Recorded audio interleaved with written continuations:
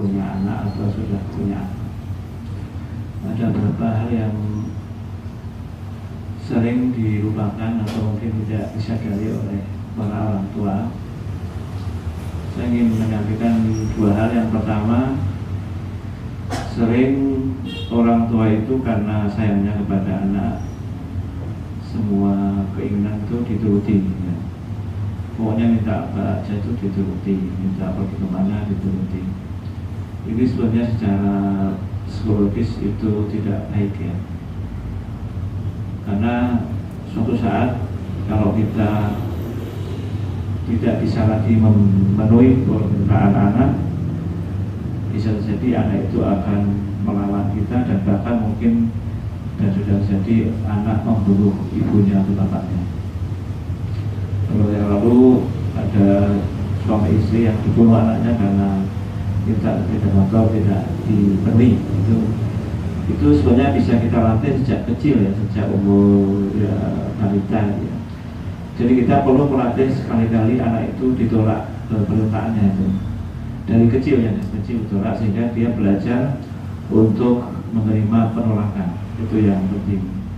Karena kan dunia ini tidak semua bisa memenuhi keinginan anak ya, kalau dia sudah bisa dengan kita. Jadi secara psikologis kalau kita senantiasa memenuhi keinginan itu sebenarnya secara psikologis anak itu tidak punya orang tua. Sebenarnya anak bangga dan senang kalau orang tuanya itu gas ya. Kadang-kadang kalau emang dia salah ya disalahkan. Jadi bukan orang tua yang selalu ikuti keinginannya itu. Memang dari luar nampaknya kita memenuhi menyenangkan anak, tapi secara nanti jangka panjang anak itu sebenarnya merasa secara real tidak punya orang tua, hanya asal fisik aja. Itu yang penting untuk nanti kita sadari semua. Kemudian yang kedua yang juga sering dilakukan salah-salah oleh orang tua itu ketika anak itu melakukan hal-hal yang tidak baik, mungkin di tempat umum ya, misalnya menangis atau mungkin apa yang itu mungkin bagi kita membuat kita malu ya. Itu sehingga kita tidak segera memberikan sanksi kepada anak itu, tidak segera mengingatkan ya. Tapi nanti kita menembus lah sampai rumah kalau kita ingatkan.